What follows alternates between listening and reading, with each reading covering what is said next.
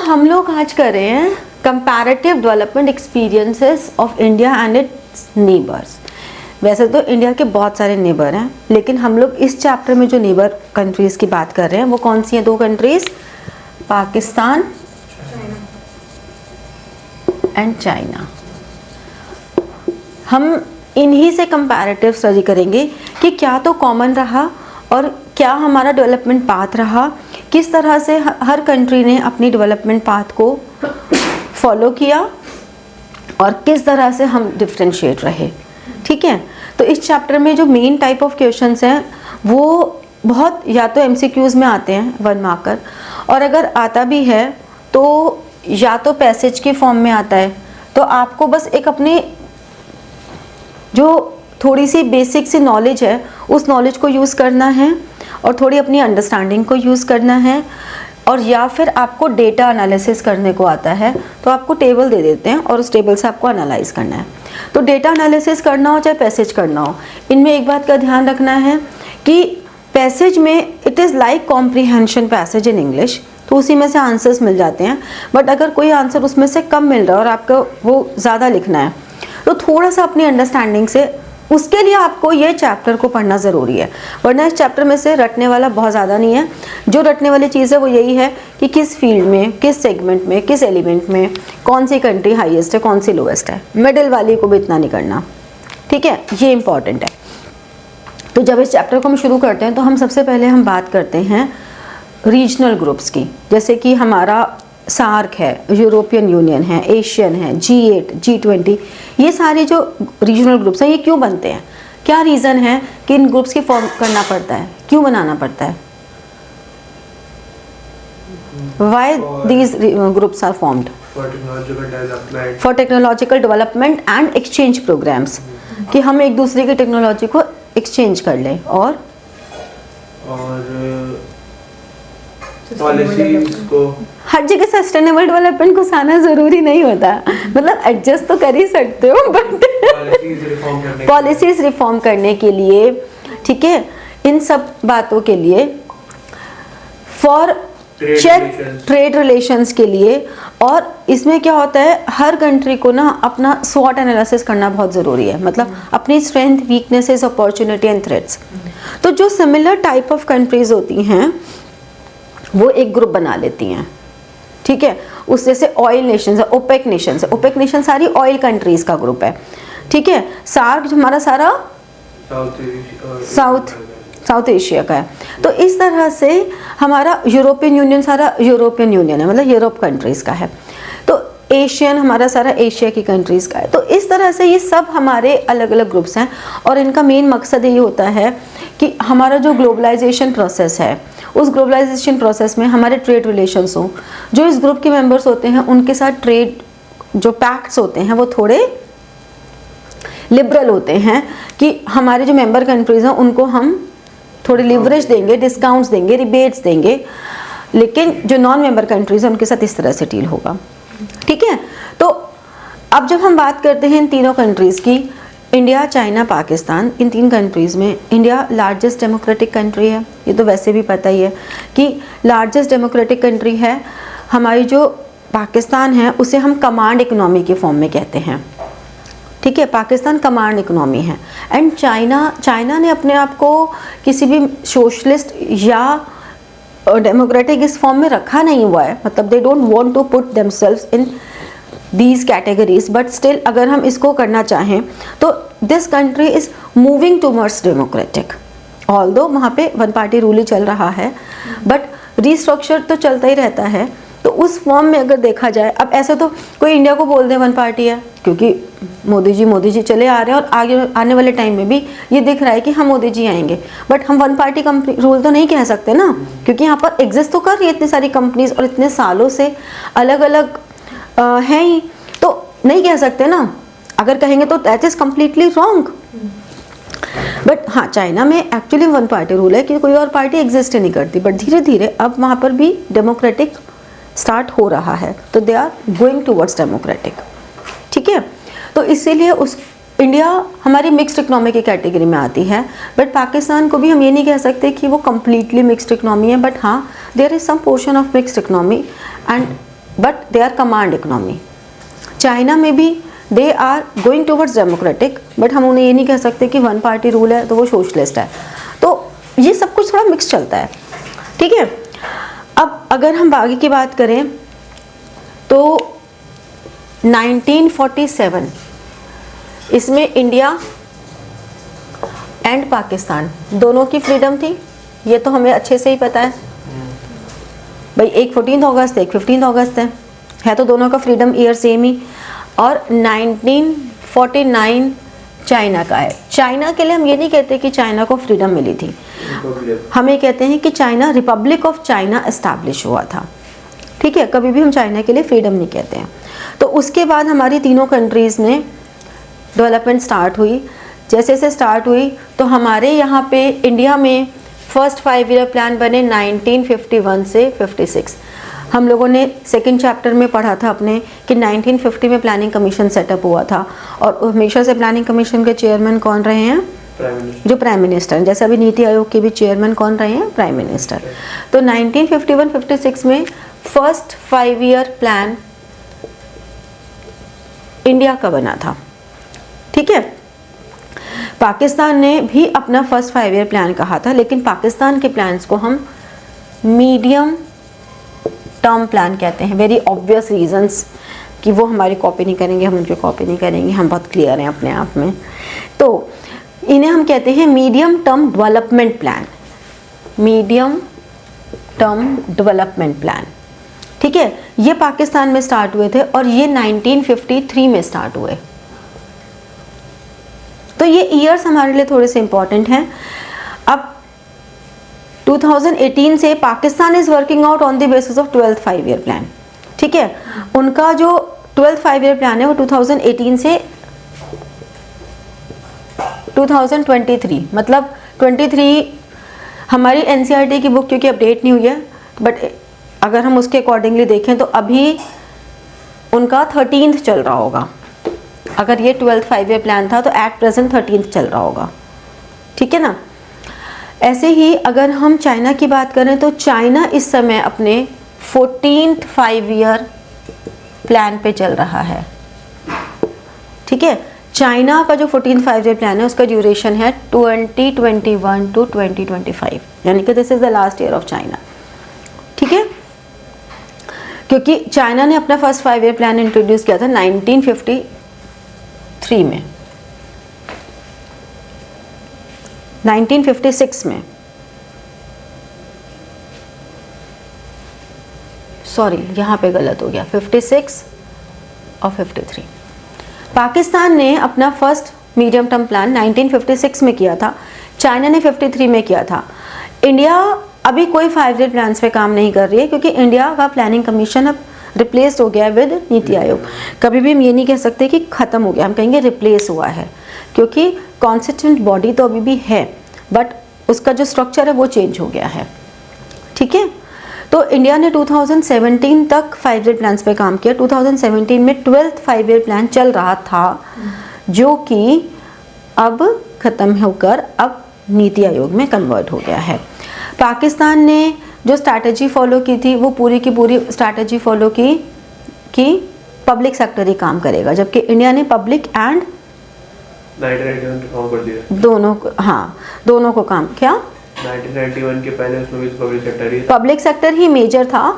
लेकिन ऐसा नहीं है, जब उन्होंने IPR 1956 लगाई थी तब भी उन्होंने तीनों सेक्टर्स को इन्वॉल्व किया था।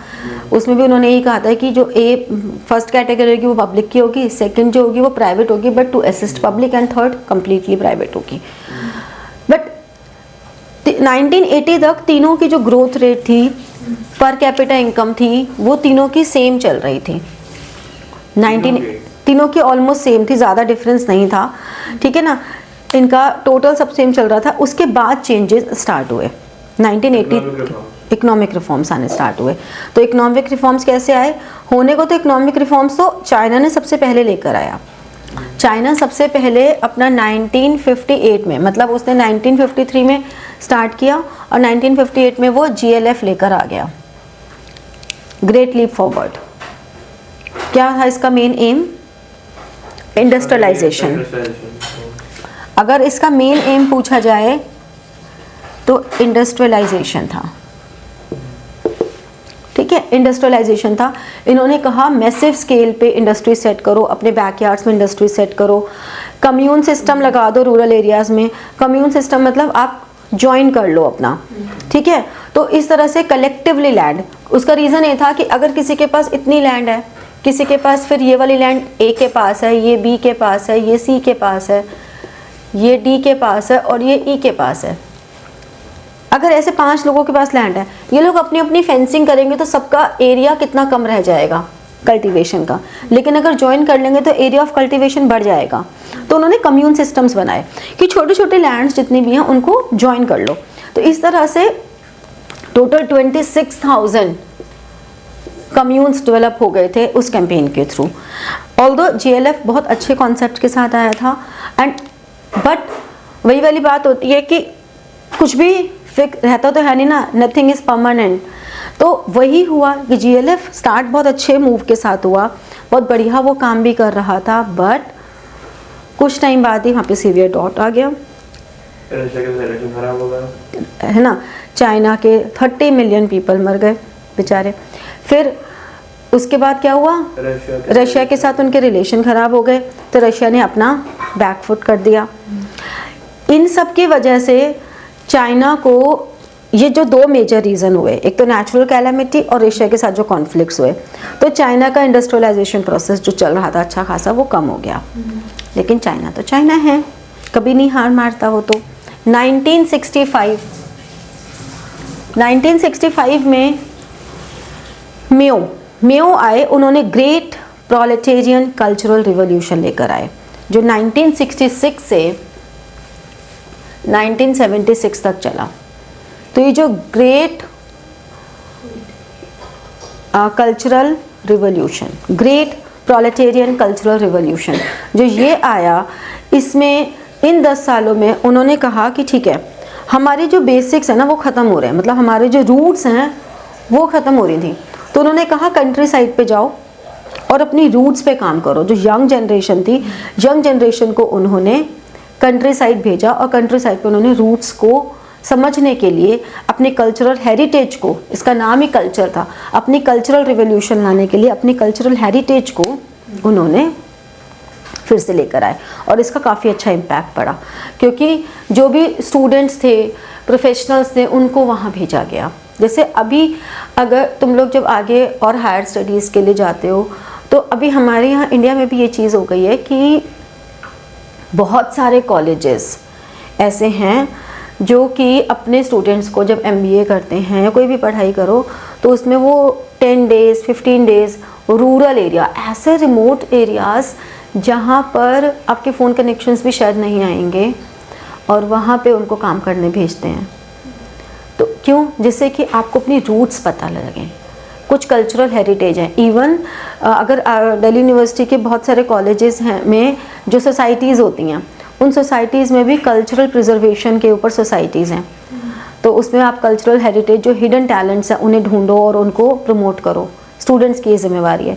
मेरे एक स्टूडेंट ने वहीं से एक बहुत प्यारी सी छोटी सी एक स्टैंड था, वो मुझे दिखाया कि देखो मैम, हम ना ये एक है जो सिर्फ अब इंडिया में एक ही इंसान है जो बना पाता है वो कुछ, तो वो हम बाहर लेकर आए और उनसे हम औरों को सिखा रहे हैं कि वो ख़त्म ना हो जाए, बिल्कुल वैनिश ना हो जाए। तो ये कल्चरल हेरिटेज है और कोई भी कंट्री अपनी कल्चरल हेरिटेज पे बहुत अच्छा अर्न कर सकती है। अब चाइना ने जो आज की डेट में अगर हम बात करें तो चाइना के जो रिफॉर्म्स आए बेसिकली वो फिर कब आए? 1978 में चाइना के रिफॉर्म्स आए। तो चाइना के रिफॉर्म्स 1978 में आए। एक तो इनिशियल फेज़ हुआ, इनिशियल फेज़ में उन्होंने ध्यान किस पे दिया? Agricultural, foreign trade, investment sectors, इन 3 चीज़ों पे ध्यान दिया। एग्रीकल्चरल, फॉरेन ट्रेड और इन्वेस्टमेंट, उन्होंने इस पे फोकस किया। ठीक है, अब उन्होंने क्या किया? कम्यून लैंड्स जो थी उनको डिवाइड कर दिया, अब डिस्ट्रीब्यूट करना शुरू कर दिया। लेकिन उन्होंने ये कहा ओनरशिप नहीं दी ताकि कोई लड़ाई झगड़ा, ओनरशिप नहीं दी। यहाँ पे उन्होंने क्या स्मार्ट प्ले किया? उन्होंने स्मार्ट प्ले किया कि इस लैंड को वापस डिवाइड किया ओनरशिप नहीं दी, उन्होंने कहा कि आप इसका रेंट देते रहो इतना और इनकम अपने पास रखो। तो अब उनको अगर इनकम रेगुलर मिल रही है तो दैट इज़ ओके, ठीक है। फिर सेकंड फेज़ उन्होंने लिया। सेकंड फेज़ में उन्होंने ये जो फर्स्ट फेज़ था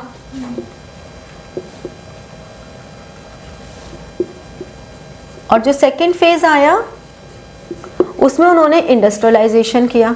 अगेन ये चीज़ यहाँ पर आ गई कि इंडस्ट्रियलाइजेशन करते हैं। इस इंडस्ट्रियलाइजेशन में उन्होंने क्या किया, उन्होंने कहा कि जो भी रूरल एरियाज़ हैं उन प्राइवेट सेक्टर फर्म्स को उन्होंने प्रमोट करना स्टार्ट किया और जितने भी रूरल एरियाज़ हैं उन रूरल एरियाज़ को बोला कि तुम प्रोड्यूस करो सामान और प्रोड्यूस करके क्या हुआ था इसके बाद बेचने की जिम्मेदारी हमारी है और क्या कहते हैं उसे raw dual pricing, dual price, जिस प्राइस पे तुम बेचोगे वो भी खरीदते हो। हाँ, बेसिकली इन्होंने इसमें ड्यूअल प्राइसिंग ली। इसमें उन्होंने रॉ मटेरियल का प्राइस फिक्स कर दिया, इसमें उन्होंने आउटपुट का प्राइस फिक्स कर दिया। तो ड्यूअल प्राइसिंग में एक तो फिक्स्ड प्राइस है टू सर्टेन एक्सटेंट और उसके बाद उस सर्टेन एक्सटेंट के बाद फ्लक्चुएटिंग है, मतलब वो बायर और सेलर आपस में बार्गेन करके फिक्स कर सकते हैं। एक तो ये किया। फिर इन्होंने इसमें स्पेशल इकोनॉमिक जोन्स सेट किए। स्पेशल इकोनॉमिक जोन सेट क्यों किए, जिससे कि फॉरेन इन्वेस्टर्स को अट्रैक्ट करने के लिए, क्योंकि उन्होंने कहा कि चाइना, देखो चाइना के साथ ये रहा है कि चाइना बहुत जोग्राफिकली बड़ी जगह है, पॉपुलेशन वहाँ की उतनी नहीं है, तो उनकी पॉपुलेशन इतनी नहीं है तो कंजम्पशन जगह उनके पास बहुत है, लेकिन उतनी जगह पे जितना प्रोडक्शन हो रहा है उसके लिए कंज्यूमर्स इतने नहीं हैं। अब अगर हमें फॉरेन इन्वेस्टर्स को अट्रैक्ट करना है तो कुछ तो अच्छा करना ही पड़ेगा ना, तो उन्होंने स्पेशल इकोनॉमिक जोन्स बना दिए कि यहाँ पर आप फॉरेन इन्वेस्टर्स अट्रैक्ट हों और उनके लिए एक स्पेशल प्राइसिंग आए, ठीक है। तो ये हमारे लिए चाइना की कहानी हो गई सारी, समझे? चाइना की कहानी क्लियर हो गई। अब इसके बाद हम करते हैं पाकिस्तान की कहानी। इंडिया की कहानी तो हम सुनते ही आ रहे हैं ना इतने दिन से, पूरे फर्स्ट चैप्टर से 7 चैप्टर तक इंडिया का ही करते आए हैं। तो इस चैप्टर में मेन हम पहले चाइना का कर लिया, अब पाकिस्तान करेंगे और फिर हम कंपैरिजन कर लेंगे, ठीक है। अब नेक्स्ट आता है पाकिस्तान।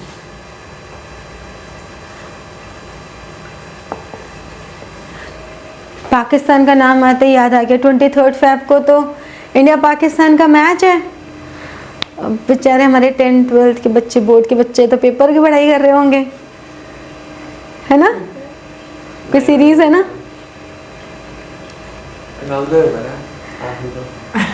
भाई अभी 22 को तुम BST का पेपर देकर आओगे, 23 को इंडिया पाकिस्तान का मैच है। चलो हाँ, तो अब पाकिस्तान के बारे में जब हम बात करते हैं तो हम क्या बात करते हैं, एक तो ये मिक्स्ड इकनॉमी है। 1950s में और 1960s में पाकिस्तान ने अपनी पॉलिसी फ्रेमवर्क इंट्रोड्यूस किया था। तो उन्होंने ये जो 2 फेजेस में किया, इसमें उन्होंने भी इंडस्ट्रियलाइजेशन पे ही बात करी थी, उन्होंने भी इंपोर्ट सब्स्टिट्यूशन पे ही बात की थी। ये कॉमन कुछ ऐसे पॉइंट्स हैं जो कि हर इकनॉमी ने कोशिश की है। इंपोर्ट सब्स्टिट्यूशन हो गया, इंडस्ट्रियलाइजेशन हो गया, जैसे इंडिया का भी तुमने देखा ही है कि पूरे सिनेरियो में यही हुआ है कि एग्रीकल्चरल से इंडस्ट्रियलाइजेशन एंड सर्विस सेक्टर की तरफ गया है, ठीक है।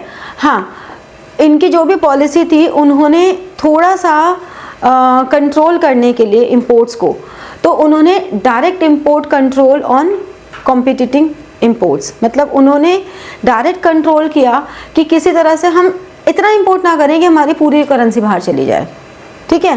हालांकि उनका ये सक्सेसफुल नहीं हुआ, ऐसे मुस्कुराया मत करो। फिर उन्होंने भी ग्रीन रेवोल्यूशन डाला था। ग्रीन रेवोल्यूशन जब उन्होंने किया तो उन्होंने भी मेन फूड ग्रेन्स पे ही पूरा प्रोडक्शन किया और उसकी वजह से नो डाउट उनकी इकोनॉमी में काफ़ी अच्छे चेंजेस आए भी थे। तो अगर ऐसे बोला जाए कि पॉजिटिव इम्पैक्ट्स क्या रहे इन जो उसकी ग्रोथ में थे, तो पॉजिटिव में ये था कि जो उनका ग्रीन रिवोल्यूशन था उसमें पब्लिक इन्वेस्टमेंट इंफ्रास्ट्रक्चर में की गई in related to agricultural, and उसमें उनके ड्रास्टिकली काफ़ी चेंजेस आए भी थे, ठीक है। फिर 1970 में जो उनका आया, तो बेसिकली पाकिस्तान का 1950s में हुआ, 1960s में हुआ, फिर 1970s में जब वो बात आई तो 1970s में उन्होंने नेशनलाइजेशन ऑफ कैपिटल गुड्स पे किया। यहाँ पे तो वो लोग इंपोर्ट सब्स्टिट्यूशन पे काम कर रहे हैं, ठीक है ना, एग्रीकल्चर पे काम कर रहे हैं। यहाँ पर उन्होंने नेशनलाइजेशन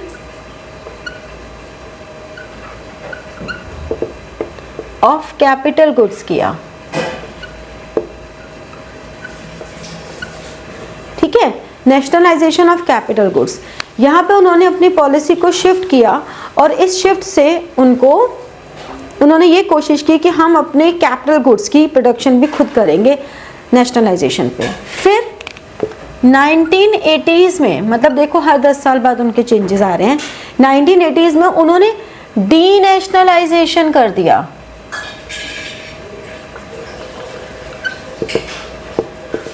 उन्होंने डीनेशनलाइजेशन कर दिया और इसमें उन्होंने प्राइवेट सेक्टर को प्रमोट किया। उन्होंने कहा कि प्राइवेट सेक्टर ग्रो करे और वो प्रॉफिट मेकिंग के लिए काम करे, हमारी इकोनॉमी में ग्रो करेगी ही करेगी। यहाँ पर अब पाकिस्तान को जितनी भी वेस्टर्न कंट्रीज़ हैं, वेस्टर्न नेशंस हैं, उनसे सपोर्ट भी मिलने लग गया।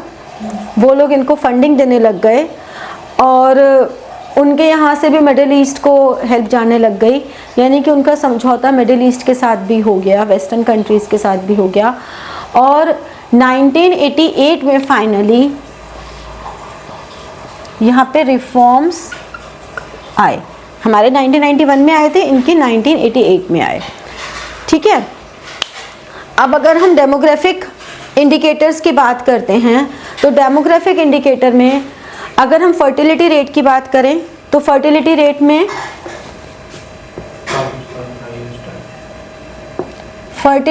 में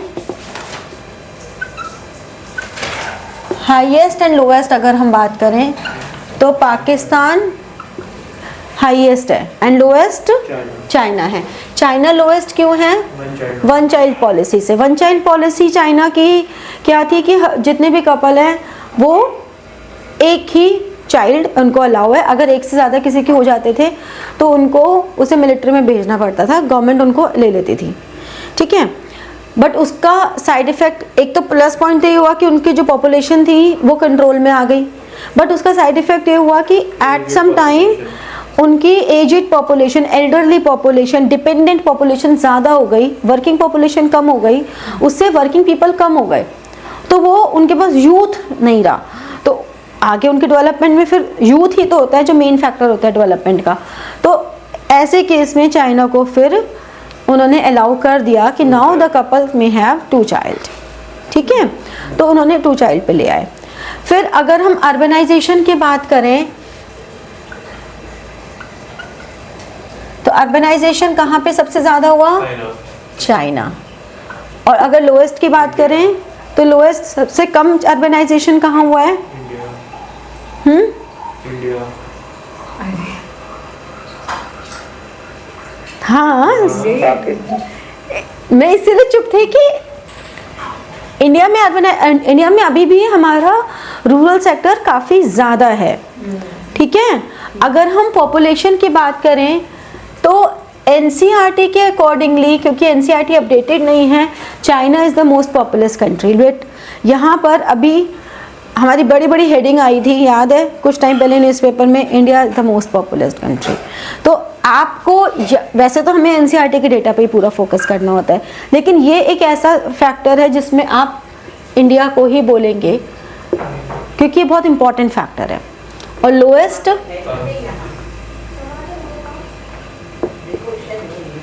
ठीक है। अगर हम डेंसिटी की बात करें, डेंसिटी का मतलब क्या होता है? Total population divided by total area. हाँ, यानी कि जो टोटल पॉपुलेशन है, 1 स्क्वायर किलोमीटर में कितने लोग रह रहे हैं, तो वो डेंसिटी होती है। तो डेंसिटी की बात करें तो हाईएस्ट डेंसिटी इंडिया और लोएस्ट चाइना। मैंने बताया ना, चाइना का ज्योग्राफिकल एरिया काफ़ी ज़्यादा है। अगर हम सेक्स रेशो की बात करें, जेंडर रेशो कि कितने मेल्स पे कितनी फीमेल्स हैं, तो उस जेंडर रेशो में सबसे ज़्यादा सेक्स रेशो कहाँ पर आती है? चाइना। कहाँ पे सबसे ज़्यादा है? चाइना। चाइना। और लोएस्ट? इंडिया। इसका रीज़न क्या है? सोसाइटी का माइंड। इंडिया में तो आज भी ऐसा है कि मतलब ठीक है, ये ऐसा नहीं है कि बहुत ज़्यादा हो, लेकिन स्टिल अभी भी जो हमारे यहाँ रूरल एरियाज़ हैं, विलेज हैं, वहाँ पर, और पुराने ज़माने में तो खैर बहुत ही ज़्यादा होता था कि लड़कियों को पहले ही टेस्ट, इसीलिए इंडिया में टेस्टिंग अलाउड नहीं है ड्यूरिंग प्रेगनेंसी, क्योंकि ड्यूरिंग प्रेगनेंसी टेस्टिंग करा के अगर वो लड़की है तो उसे वहीं के वहीं मार दिया जाता था, या पैदा होने के बाद उसे मार दिया गया। क्यों? क्योंकि लड़की है। तो ये चीज़ इंडिया में तो बहुत ही ज़्यादा रही है।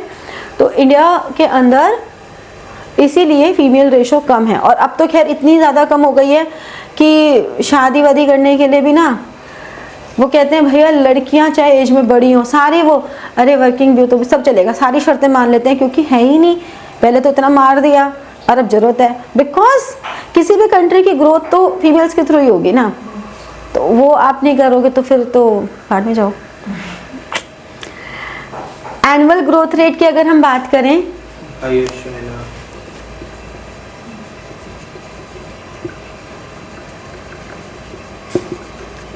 एनुअल ग्रोथ रेट की अगर हम बात करें तो चाइना की हाईएस्ट थी 1950-51 में। चाइना हाईएस्ट ग्रोथ रेट पे था, annual growth rate of GDP, ठीक है। लेकिन आज की डेट में अगर बात करें, इंडिया है, मतलब 2015-16-17 में। तो हमें दोनों पता होने चाहिए। स्टार्टिंग में पाकिस्तान तब भी नहीं तब इंडिया लो पे था। इंडिया के 5.7% थी और चाइना के 10.3% थी। लेकिन आज की डेट में अगर देखा जाए तो इंडिया की 7.3% है और लोएस्ट है पाकिस्तान की, उसकी तो और कम हो गई है, अब 5.3% रह गई है, जबकि पाकिस्तान की तब 6.3 थी। तो ये एक बहुत बड़ा आया है, ठीक है ना।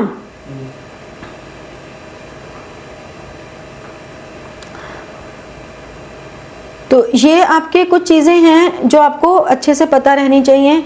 अगर हम वर्क फोर्स की बात करें तो वर्क फोर्स में एग्रीकल्चरल में सबसे ज़्यादा,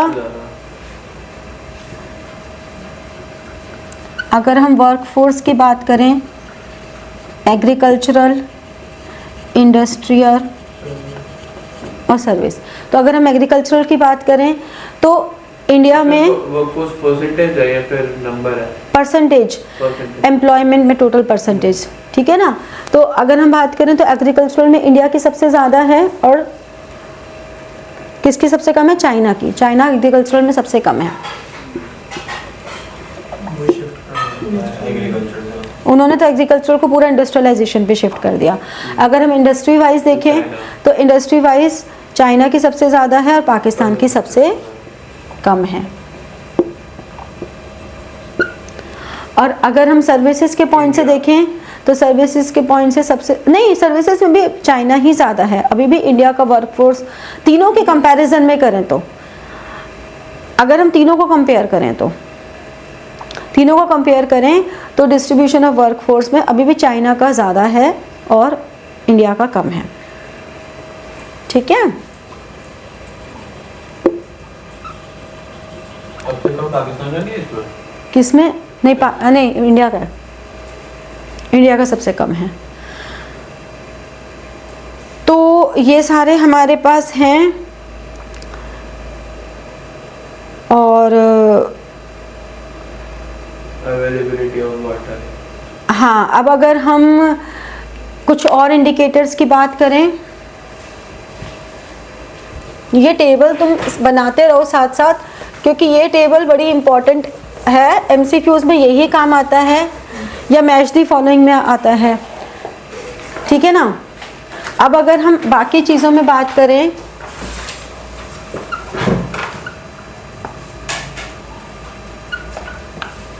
ह्यूमन डेवलपमेंट इंडेक्स की अगर हम बात करें तो ह्यूमन डेवलपमेंट इंडेक्स सबसे बढ़िया चाइना का है और लोएस्ट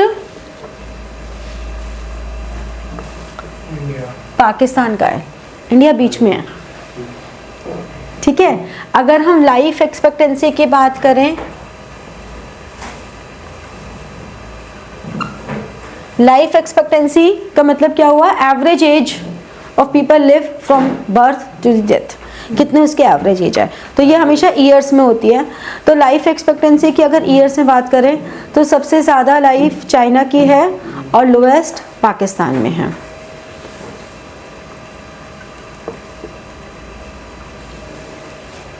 ठीक है, अगर हम gross national income per capita की बात करें कि gross national income per capita में क्या है, तो इसमें highest China, lowest Pakistan, India फिर भी बीच में। पर कैपिटा अभी भी इंडिया की बेटर है, इंडिया की 6681 है यूएस डॉलर के हिसाब से देखें तो, पाकिस्तान की 5005 है, जबकि चाइना की 16,057 रुपीज़ है। अगर हम बिलो पॉवर्टी लाइन देखें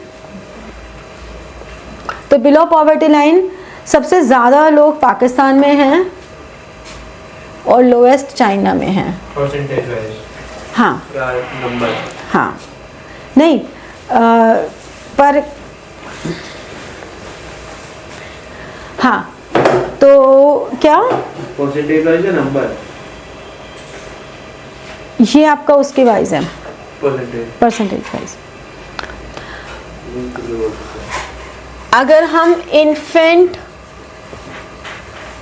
मोर्टालिटी, क्या होता है infant mortality rate? Death before 1 year. तो अगर हम इन्फेंट पर 1000 लाइव बर्थ्स होती हैं, तो अगर हम इसमें देखें तो हाईएस्ट पाकिस्तान है और लोएस्ट चाइना है। अगर हम मैटरनल मोर्टालिटी रेट देखें, मैटरनल ये हमारा पर 1000 आता है और मैटरनल मोर्टालिटी रेट पर लाख होता है, इस बात का ध्यान रखना, ये पर लाख होता है। ठीक है, तो पर लाख के अकॉर्डिंगली देखें तो इसमें भी हाईएस्ट पाकिस्तान, लोएस्ट चाइना। ठीक है, अंडर नरिश्ड चिल्ड्रन अगर हम देखें, percentage of under nourished children,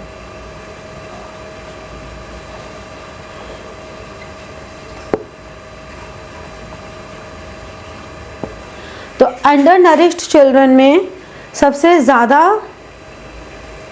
अब यहाँ पे इंडिया और चाइना, मतलब चाहे पॉपुलेशन, फर्टिलिटी सब पाकिस्तान की ज़्यादा है, although there is a very slight difference.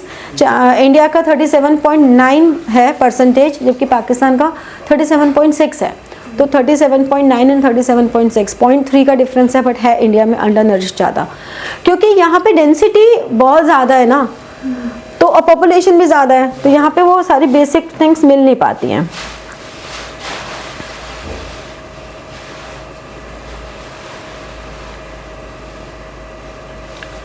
ठीक है, तो हमने डिस्कस कर ही लिया कि अगर हम उसकी बात करें कॉमन पॉइंट्स की, कि डेवलपमेंट फेजेस कब आए थे, तो चाइना के 1978 में आए, पाकिस्तान के 1988 में आए और इंडिया का 1991 में आया। ये तो हम लोग अब पढ़ ही रहे हैं बहुत टाइम से।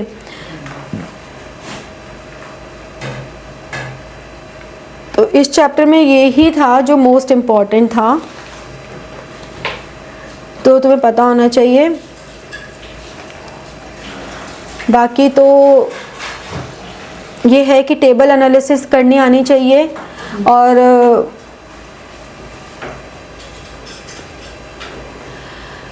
मेन पॉइंट्स पता रहने चाहिए, जिससे कि एक बार थ्योरी को ज़रूर एनसीईआरटी से ज़रूर पढ़ लेना, बिकॉज एनसीईआरटी कितनी भी हेल्प बुक्स हों, जब डेटा की बात आती है तो एनसीईआरटी को ही मेन फोकस रखा जाता है, तो एनसीईआरटी को तो ज़रूर ही पढ़ लेना। मैंने बहुत ही ब्रीफ में ये चैप्टर बता दिया है कि आपको एक याद आ जाए, बस डिटेल में कराने बैठूंगी तब तो फिर बहुत टाइम चाहिए। ठीक है, चलो ये नोट डाउन कर लो पूरी टेबल। ओके, चलो ऑल द बेस्ट। तो like, share and press the bell button for getting your notifications and comment. ठीक है, thank you.